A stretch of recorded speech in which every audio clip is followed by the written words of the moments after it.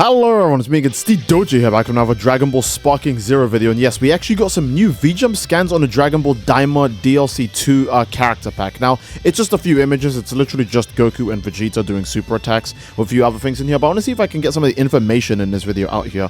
There's a producer comment talking about the DLC 2, and they mentioned something called UB, which I'm pretty sure is just the Ultimate Blast, how the Ultimate Blast has changed, and how the regular Blast has changed. You can see that Blast and Ultimate Blast are listed as two different things in this producer comment here. So it's talking about how Goku can be able to change moves with a technique item again. I mentioned this in my last video, and I mentioned this when the information first initially came out, that we'll probably get the ability to change moves now from this point forward. I would like to see if that's the case, because they mentioned Ultimate Blast more than once here, so I'm hoping it's in reference to that. But yes, Goku's ultimate attack, we finally get to see a bit more of it after the Kamehameha fight. I wish we got to see the Elbow Strike, really, that came afterwards, but they're probably saving that for the gameplay. And yeah, you could see it here in this image that Daima Goku has a second preset, and the second preset obviously gives him the ability to use all of these new moves. Now, one of the funniest things is that the only thing down here in the accessory slot is the same VJump aura, because they haven't added the other auras yet. I think that's extremely funny. But yeah, hopefully we'll get the other auras soon in time. It is just kind of sad how we only have the one VJump aura still. But this is still nice to see regardless. It is cool to see that we are getting versions of characters that can change their moves now. So maybe we'll get Raging Masenko, you know, Teen Gohan, Future Trunks without the swords. That way he can do Heat Dome attack while being in his Dragon Ball Super state. Or even Gohan Black. Gohan Black is the most obvious technique outfit that everyone wants in the game, because it's literally a different costume that gives him different moves. So I'd like to see that. And now onto the Vegeta side, which has a bit more, because again, we've seen less of Vegeta here. But Vegeta has a Big Bang attack, obviously, because he's Vegeta. I do not have a Big Bang attack. Then he's got another Ultimate Blast here in his base form. These might just both be Ultimate Blast they're revealing here. And then we also have, you know, Super Saiyan 3 Vegeta and Glorio. Now, I think something that's actually interesting that they point out here is that Daima Goku as a Super Saiyan is DP 5. And it's like, okay, yeah, that makes sense. Super Saiyan is always one DP higher than the character normally is. But then Super Vegeta is DP 6? I have no idea. I have no idea. Because I thought Vegeta's Super Saiyan 1, 2, and 3, right? So unless they made a mistake and this is Super Saiyan 2 Vegeta.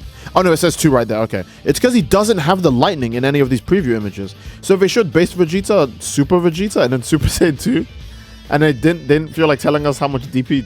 Okay, well, it's fine, it's fine. Glorio's DP 4, and Super Saiyan 3 is DP 7, which I think makes him the same DP as Super Saiyan 3 Goku. Like adult Goku.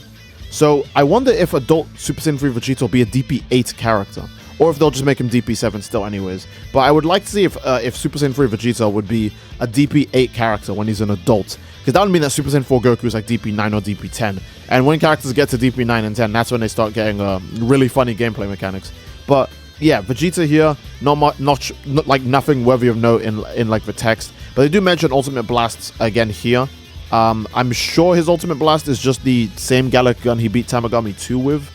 We also have, again, more of a Gorilla. Again, let me know what's your favorite pronunciation of Glorio's name. But yeah, we've seen these moves before from Glorio. I'm glad to save them. They said Ultimate Blast here. A lot of people were upset that the whip thing that Glorio was doing was his ultimate. I was trying to tell people that no, the whip is not his ultimate. It's clearly going to be like an energy beam, either the one he used on Goma or the one he used on Goku. It's not going to be the whip, and we can see here it's not the whip. So don't worry. Glorio's lame, weak whip animation is not his ultimate attack. So I hope that puts people's minds at ease. I still think one of the biggest issues with this DLC is probably like Goku. Again, keep in mind this is Goku's page, right? The next page is entirely Vegeta's page.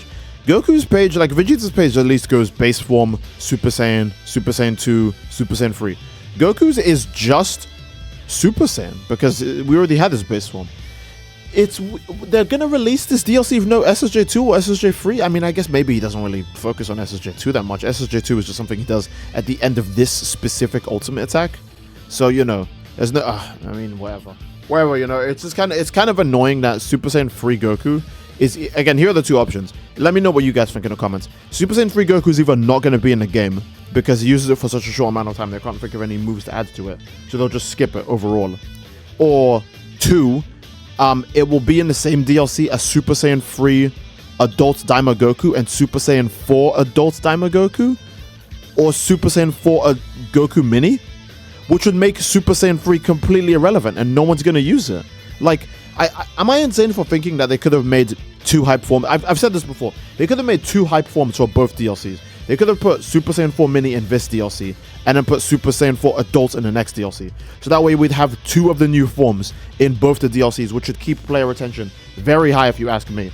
But I don't know, man. Maybe I'm just high. Maybe I'm just talking out my ass. Maybe I don't know what I'm saying, but it's so weird that they wouldn't just. I feel like that's just one of the easy options to do. You know, put Super Saiyan 2 and 3 Goku in, and then obviously add Super Saiyan 4 Goku Mini as well. So that way people go, oh, well now we have to get the new DLC because there's a new version of the new Super Saiyan 4. The first time it ever drops, it drops right now. So we have to get this DLC. Then the next DLC we'll get the Super Saiyan 4 Adult. No. Now Super Saiyan 4 Mini and Super Saiyan 4 Adults are in the same DLC, and no one's gonna use Mini because Adults is gonna. Bro, make it make sense, man. Make it make sense. Make it make sense. It's such a weird decision. Then again, I feel like Japan does this for themselves. I know Japan loves Kid Goku because obviously they grew up with Kid Goku, right? They're not like the West that just skipped straight to Z. In fact, most people, let's be honest, most people haven't even seen Dragon Ball Z now. They just skip straight to Super, and by Super I mean the Goku Black Arc, and then they go, "Yep, I'm a Dragon Ball fan." So. A lot of people don't care about Kid Goku in the West. In Japan, this is obviously like, you know, this is probably super hype in Japan. And again, I don't mind a Goku Mini, right? But I think it's just a bad decision to not put, like, Goku Mini has to share screen time with his adult form. I think that's just dumb. Because you know everyone's going to just... Here's a good example. Who's going to use DBS Ultimate Gohan and DBS Super Gohan or Super Saiyan Gohan when Beast Gohan's in the same DLC? No one. Obviously, the difference is in that situation. Obviously, you put all of the characters' forms in. But why would you not just do the same thing here? Because now no one is going to use Super Saiyan 3 Mini when it drops next to Super Saiyan 4. Like, that just doesn't make any sense. No one is going to use Super Saiyan 4 Mini when it drops next to Super Saiyan 4 Adults. That's just how I see it. That's just how I see it. That's just my opinion. Again, my opinion isn't always the right opinion. You know, it could be the wrong opinion. You guys, again, let me know what you think about this in the comment section down below. But I think it's really weird that they're going to add all of Vegeta's forms and then obviously Adult Super Saiyan 3 Vegeta later in the next DLC. But for Goku, they're like, nah, just Super Saiyan. It's like, is that not a bit weird? Is that not weird? But yeah, I can't think of much else to say about this. That's my negative opinions on Diamond DLC 2. That's it. Because again, this DLC doesn't really have a hype character like Beast Gohan that's going to keep people playing it for a few days, or, you know, unless the Super Saiyan 3 Vegeta's really busted, but I doubt it. But yeah, that's really all there is to say about the VJump scans. It's not much. It's literally just these 2 images. I'm surprised they didn't put Majin, Ku, or Panzy in these, but maybe they're saving them for the trailer, because keep in mind, the trailer hasn't actually come out yet.